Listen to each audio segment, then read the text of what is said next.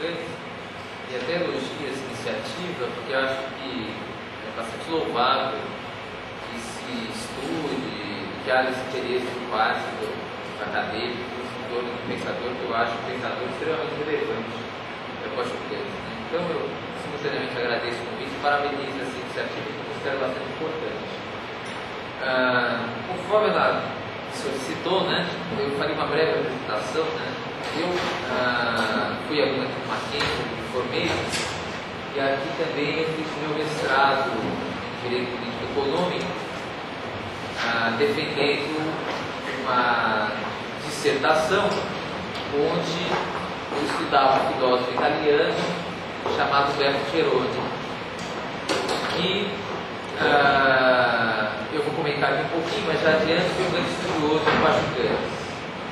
Então eu fiz meu mestrado aqui, depois da graduação, contei com a orientação do professor Alisson Mascaro, a quem eu dirijo público aqui, uma grande pessoa, teve presente em vários momentos, inclusive na minha orientação da minha dissertação, e a dissertação essa, inclusive, foi defendida por uma banca na qual estava presente o professor Marcinado, outro professor que eu agradeço, foi alguém de fundamental importância para a minha formação e para a construção dessa dissertação. Além disso, depois que me formei em Direito, talvez com a mesma vontade e curiosidade que muitos daqui compartilham, eu fui estudar filosofia lá na Universidade de São Paulo, lá na USP, né, na FETELEST, porque achei que a formação filosófica necessária para a compreensão do direito no curso de graduação ela era suficiente. Certamente não pelo meu professor, porque o professor foi o professor Alisson Mascaro, mas porque a própria composição do programa da faculdade dá privilégio a isso e, de fato, de complementar essa minha formação lá. E, além disso, eu sou professor de ciências políticas, sou colunista de jornal, escrevo sobre política, sou editor de uma revista de direito, sou professor em 2 faculdades, né? Enfim, basicamente, resumindo muito rápido a minha apresentação, eu colocaria isso. Né? Essa minha apresentação aqui, ela pode decepcionar algumas pessoas, porque eu pensei em trazer aqui uma apresentação semelhante a uma outra que eu já fiz na USP, por ocasião de uma homenagem que teve no Pachucantes. Não sei se alguém esteve presente lá na USP nessa ocasião. Tem alguém aqui que esteve presente lá? Pois é, então vai ser um pouco mais triste para vocês, porque eu vou repetir um pouco da minha exposição lá, um pouco mais devagar, um pouco mais detalhe, etc. Mas para quem já viu essa apresentação ali, o sabor da novidade não vai ter, né? Mas enfim, pelo menos fico feliz que a maioria não estava lá, então eu posso trazer alguma contribuição aqui na minha exposição. A minha proposta, ela é de focar o pensamento do Pachucantes a partir das contribuições que Umberto Cerroni trouxe para a filosofia do direito. Eu já vou até explicar melhor quem é ele, qual é a relação entre os dois. Pois bem, eu só queria colocar aqui os agradecimentos, né, que eu pude fazer esse trabalho, esse estudo que eu fiz sobre esse filósofo italiano. Como eu disse, ele foi feito na época em que eu cursava o mestrado, isso resultou numa dissertação de mestrado que depois eu publiquei na forma de um livro, que se chama Perspectivas para o Direito e a Cidadania, um diálogo com Umberto Cerroni. Desculpe, esse é o título da monografia. O livro é Pensamento Jurídico de Cerroni e Marxismo, publicado pela Alfa Ômega em 2006.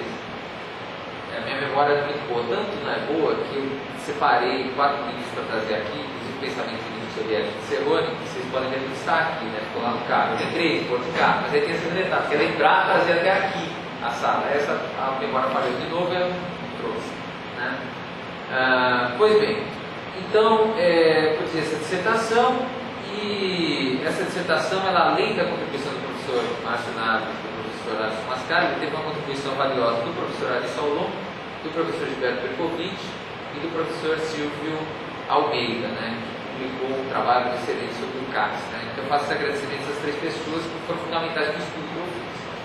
Bem, então, antes de falar do Pachucantes, tem que falar aqui com o Cerroni, porque se eu disse que eu vou explicar algumas questões do Pachucantes a partir da lógica desse filósofo italiano, sobre o qual ele debrucei durante muito tempo, um estudo muito profundo, eu preciso fazer uma breve apresentação de quem é esse filósofo, né, Humberto Serrone. Humberto Serrone é um filósofo que nasceu em 1926 na Itália, se formou em Direito em 1947. Esses dados de datas são importantes, né? Eu não tenho muito dados, mas as datas, aquelas vocês vão ver com uma relevância profunda. Ele se formou em Direito em 1947 pela Universidade de Roma e depois, em 1964, se tornou livre-docente em Filosofia do Direito, né? Inclusive o Norberto Bobbio fez parte da banda do Humberto Serrone. Aí ele foi professor na Universidade de Lecce, Salerno de Nápoles. Em 76 ele passou a lecionar Ciência Política na Faculdade de Sociologia da Universidade La Sapienza de Roma, instituição na qual ele veio se aposentar, né? E o Serrone integrou o comitê do Partido Comunista Italiano, o PCI, né? E agora ainda existe o italiano lá, mas mudou assim, né? O Partido Comunista Italiano. E ele foi diretor do Instituto Gramsci, que se localiza em Roma e foi fundado em 1950. Ou seja, o Serrone dirigiu e fundou esse instituto. Originalmente, o Serrone era um autor adepto do marxismo e ele dedicou mais de 50 anos dele à produção de textos acadêmicos, especialmente sobre direito, sociologia, ciência política.